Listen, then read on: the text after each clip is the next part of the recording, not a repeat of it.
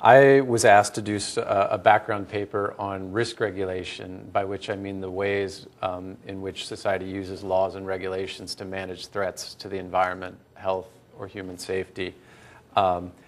And the paper that's the basis for this presentation tries to provide an overview of concepts and controversies in this field of risk regulation, and it tries to do so in a way that's fairly fair and even-handed.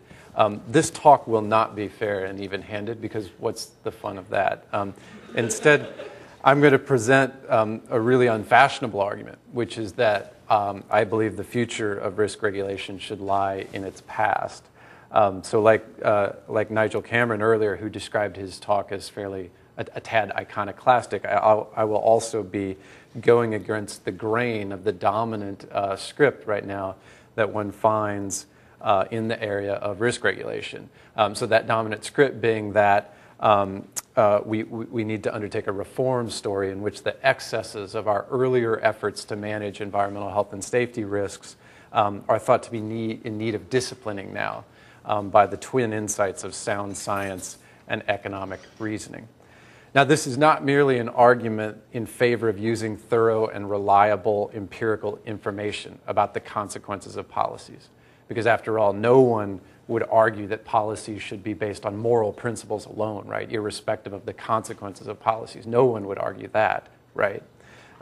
Instead, the economic reform story contends more specifically that regulation should be crafted to replicate the workings of a hypothetical perfect economic market, one which lacks messy features like externalities or bargaining power or lack of information or other of these kinds of failures of the market that are thought, at least according to the Office of Management and Budget in the White House, to be the justification for collective political action. Shoring up these failures of the market then helps to maximize overall welfare. Now, welfare, in turn, is meant to be a very capacious concept. It's meant to encompass anything that's of significance to human well-being. But those consequences always have to be located within an individual human citizen's welfare function, as opposed to some, say, collective entity, like an entire community that might be endangered by the impact of climate change, or perhaps maybe a non-human entity that might be similarly threatened by climate change, or worse yet, an endangered non-human species that doesn't happen to be a charismatic megafauna. Welfare consequences, in addition to being individualistic and human-centered, they also have to be converted in some fashion to a common and continuous metric that treats all rights, all resources as tradable, rather than some of them being separated out and treated as inviolable. So when we apply this to environmental health and safety regulation, this means that no resource can be treated as sacrosanct. Instead, even human lives, because they're rendered commensurable through monetization, even human lives become indistinct within this purely consequentialist landscape.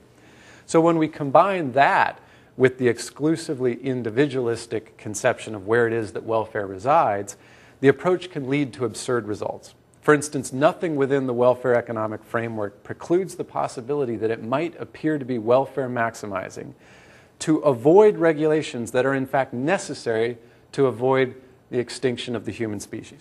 That is, nothing within the framework excludes the possibility that it could be efficient or welfare maximizing to sacrifice every single member of future generations such that humanity ceases to exist. The stock of capital, then, that supposedly survives to make those future generations better off will continue to grow exponentially in bank accounts that are never withdrawn. Nevertheless, with its semblance of comprehensiveness and uniform treatment, the welfare economic framework promises a method by which all relevant aspects of policy choices will be accounted for, objectively and even-handedly, in the determination of public policy.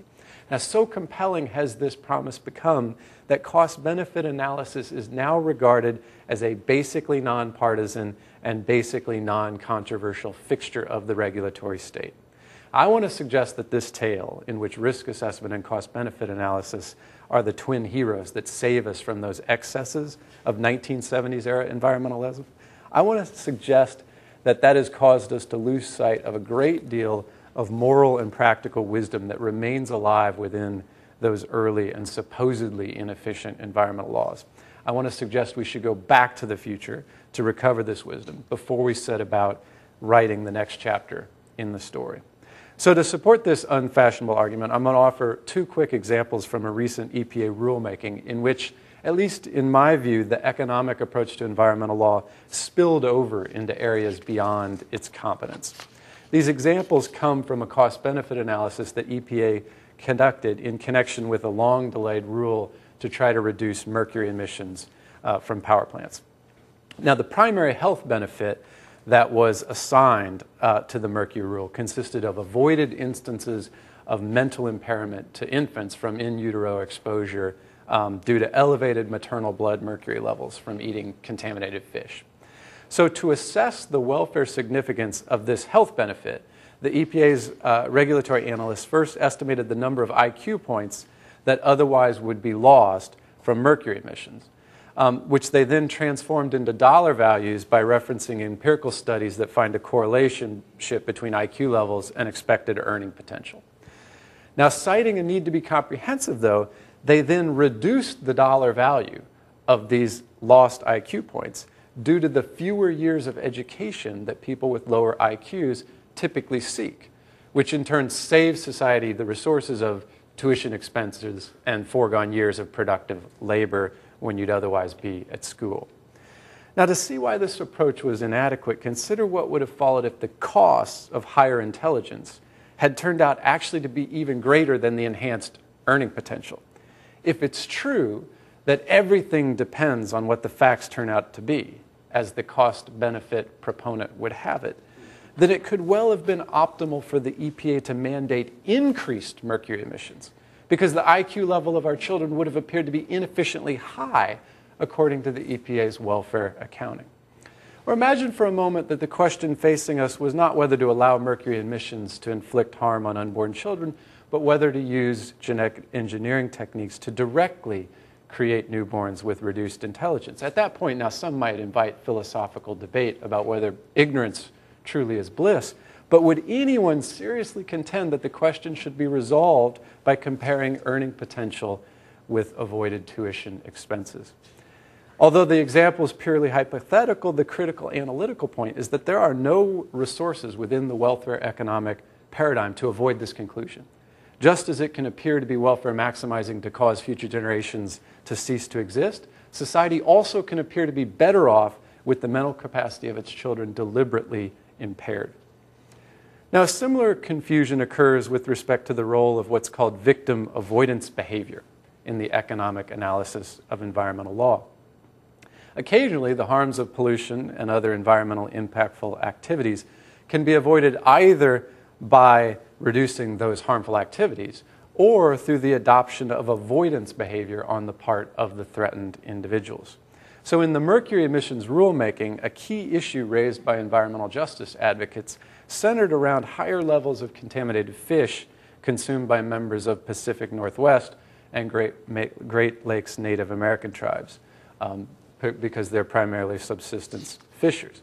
So because of this higher level of exposure, the question then arises for our policy analysts: should the tribes be made to abandon their traditional practices if it would be monetarily cheaper for them to avoid being harmed than for society to avoid harming them?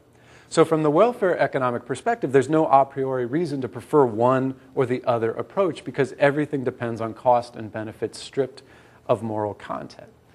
Indeed, the genius of Ronald Coase's famous article, The Problem of Social Cost, lies precisely in upsetting traditional ways of describing environmental problems through moralized terms like victim and polluter. Earlier, the British economist Alfred Perdue had argued that industrial firms impose these negative externalities, these spillover harms.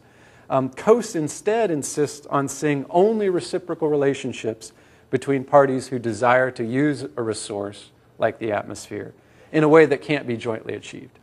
So we have a kind of thinning out of environmental law's normative dimensions, and that continues today in the apparent global consensus for cap and trade as the ideal greenhouse gas policy mechanism, a policy that might promote allocative efficiency, but that might also tend to obscure questions like who is emitting, for what purpose, and in light of what historical contribution to the existing greenhouse gas problem.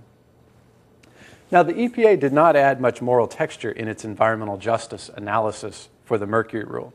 Rather than truly acknowledge that monetized costs and benefits can't exhaust the normativity of policymaking, rather than engage in a thorough inquiry into what it means in moral and historical terms to force Native American subsistence fishers to choose between their health and a cultural practice that is significantly constitutive of their identity. Rather than do that, the EPA instead reported with apparent relief that the emissions limits it chose were not so stringent that tribes would be disproportionately benefited by the rule. So in other words, because the traditional practices of tribes made them more vulnerable to mercury pollution, they had more to gain from pollution reduction. So I'm not making this up. Apparently, it would have been unjust from the EPA's perspective to bring all groups to the same level of health risk from mercury exposure because some groups have a higher baseline risk level.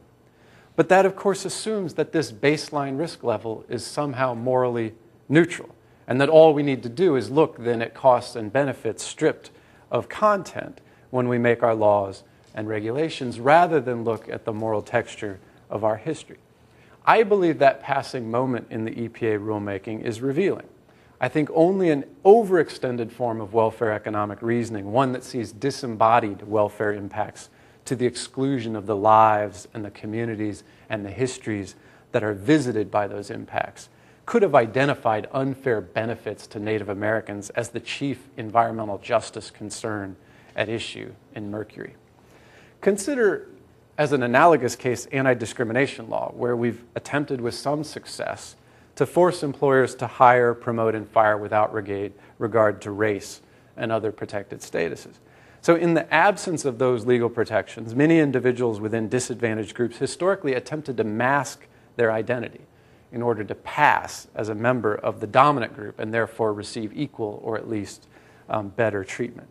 So to the welfare economist who's then tasked with quantifying the cost and benefits of anti-discrimination law, the fact that members of the minority group no longer have to cover their identity might be an identifiable and might even be a quantifiable benefit of the law. But if the welfare analyst then went further to express concern that minority groups would be disproportionately benefited by anti-discrimination law, since members of the dominant group don't have these covering expenses to save, then the analyst would have lost sight of the moral ground for legislative action. If he goes even further to suggest that covering might be a less expensive way for minorities to receive equal treatment than anti-discrimination law, then, to echo the philosopher Bernard Williams, the analyst would have had one thought too many at that point. The analyst will have made the content of anti-discrimination law depend on its consequences rather than having let those consequences flow from law's morally determined content. In my view, much confusion and controversy in the environmental field arises because we are having one thought too many. As a result, the economic approach condemns laws as inefficient or misguided without actually understanding their aim. The monetary value of human life is made to reflect the apparent willingness to pay of workers to reduce their occupational risk in the market, when instead the value of those workers' laws is meant to be enhanced through democratically conferred legal protection. The environmental fate of future generations is made to depend on values like the present interest rate, when instead those values are supposed to depend on a legal market backdrop that includes sustainability constraints on resource use. The likelihood that uncertain but potentially catastrophic events will occur is made to depend on subjective estimates of technocrats, when instead that likelihood should hinge on whether the responsible political communities want to countenance disaster among their legacy of achievements. So in short, the promise of environmental law is that the needs of future generations and non-human life forms and other missing interest holders can be given foundational legal importance, so that ensuing costs and benefits that are observed by economists reflect a prior determination by the political community to pursue sustainability. Proponents of regulatory cost-benefit analysis instead try to force sustainability into the language of a pre-existing cost and benefit schedule that's simply read from an unsustainable and arbitrarily privileged status quo. Lawmaking, then, on this account comes to mean ever more refined tinkering with a given liberal market system, the underlying unexamined rules of which form the set of constraints under which welfare maximization occurs. Law cannot self-negate in this way, I submit. Much of law is marginal and incremental in nature, but unless potential moments of upheaval are always latent within it, it ceases to be responsive to its subjects. Indeed, it ceases to be law in that it no longer represents the self-expressed commitments of an integrated political community. To commit to law is to have the power to remake it. So this suggests a need to reinvigorate environmental law, not in welfareist terms, but in terms of the ethical self-understanding of its authors, i.e. us. What would such a reinvigoration look like? It's actually not that hard to imagine. Like anti-discrimination law, much of environmental law was on a course for foundational, even constitutional significance, until a rash of restrictive court interpretations and a changing political context resulted in a downgrading of the power and meaning of environmental law. And when I say constitutional in this sense, I imagine something that occurs well beyond the four corners of the written text and the four walls of the Supreme Court. In some cases, foundational legal change occurs through much more diverse and diffuse mediums, including through movement parties, through dramatic shared social experiences, through highly symbolized presidential elections, the passing of landmark statutes like the Civil Rights Act or the Social Security Act. This broader array of constitutional determinants can, under certain circumstances, come together to enable the proposal, the acceptance, and the consolidation of a constitutional change that's just as powerful as a formal and more conventionally studied mechanism like formal amendment or judicial interpretation. So could we profitably understand 1970s era federal environmental statutes from this perspective? After all, the environmental movement modeled its litigation and media and advocacy strategies on the civil rights movement. Broad acceptance of environmental goals and values within culture coincided with similarly progressive changes in attitudes toward race and equality. Environmental legislation, at least in the early days, enjoyed extraordinary levels of bipartisan support.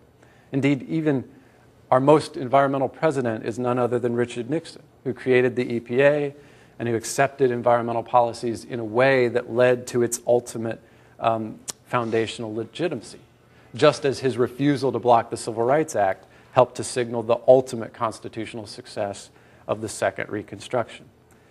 So, also like federal civil rights legislation, many of the landmark federal environmental statutes on their face seem to aspire to something much more dramatic than business as usual lawmaking.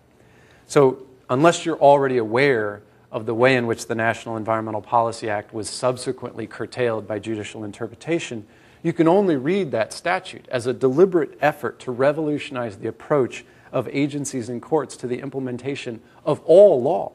This was an aspirant to super statute status, if ever there was one. Indeed, though scarcely noted today, NEPA contains language in its preamble that could be read to confer an environmental right, a human right to environmental protection. Equally ambitious from this perspective was the Endangered Species Act, which is non-anthropocentric in its orientation and which binds not only public actors but private actors, binds them in service of a collective goal to stop the destruction of biodiversity. And the Clean Water Act, which flatly prohibits degradation of high-quality waters, irrespective of the economic costs of doing so. The Clean Air Act, which vests such far-reaching regulatory power that we're only just now beginning to realize what hath Congress wrought, as the EPA decides whether to implement the act in the context of greenhouse gas emissions. So had we, the people, remained committed to the reformist vision found within these statutes, and had those statutes been implemented according to their terms and their vision, then they would not look to us today idealistic or naive in the way that commentators describe them to be. And that's because the technologies and the knowledges and the values we would use to assess those statutes would be quite different. Nor would those statutes be easily dismissed as economically inefficient. That's because we'd be unable to ignore the fact that the statutes aim to alter the underlying technological and informational systems that give rise to those cost-benefit values that then we later decide to use to assess whether or not something is efficient. environmental law would then neither operate nor be evaluated at the margins. Instead, it would be a central part of our conversation of constitutional embodiment. One way to resume this conversation right now, a practical way, would be to resist the economist's mantra that trade-offs are inevitable. Instead, we should recall that there is nothing inevitable about the manner in which knowledge is organized to create the perception of a need for trade-offs. Indeed, when we're faced with the trade-offs refrain, our impulse always should be to reevaluate the underlying empirical and normative assumptions that are driving the appearance of inconsistent goals. So one thing we should do, for instance, is resist the notion that any unitary concept of value, like willingness to pay, could ever be adequate for our needs. Whatever metric we choose to conduct welfare analysis, the danger arises that it will come to crowd out other ways of conceptualizing well-being. Significant questions become effectively embargoed because the optimizing logic of cost-benefit analysis attaches an efficiency price to anything that deviates from its norms of valuation. We should instead require agencies to deploy multiple value metrics when they undertake economic analysis. This would prompt serious discussion regarding the merits of these competing welfare criteria. Cost and benefit data that then might become denaturalized, especially as it pertains to the existing pattern of right and resource distribution in society. The politics of stasis that we associate with cost-benefit analysis might become replaced by a politics of possibility. More broadly, liberal constitutionalism should view itself as a work in progress, asymptotically striving toward this unattainable but undeniable goal of universal recognition and respect. Environmental law raises questions that simply can't be subsumed within the cost-benefit framework, questions that, in my view, haunt the liberal vision of harmony in just the right way. These questions concern the standing of what we call environmental law's others, statistical victims, members of other nations, future generations, non-human life forms. Typically within economics, we value these others only insofar as they are held as objects of value by whoever we acknowledge and give standing as a member of the cost-benefit community. To meet the ethical demand raised by environmental law requires more, I believe, in the way of humility and striving and unflagging self-awareness than it does in scientific or rationalist rigor. It requires awe at the sheer power of being within history, of being able to influence history by connecting thought to action in a world that is already otherwise connected, and that, accordingly, will react in ways we cannot foresee and often will not desire. If we take it to an extreme, this awe would lead us, like Janus, to gingerly step behind broomed surfaces, lest we make moves that cause death even to the insects that lie beneath the reach of our vision. But the basic wisdom, the essential wisdom, is that causing death must always be done with solemnity and with the hope of greater precaution tomorrow. So I hope that was adequately polemical to inspire a question or two.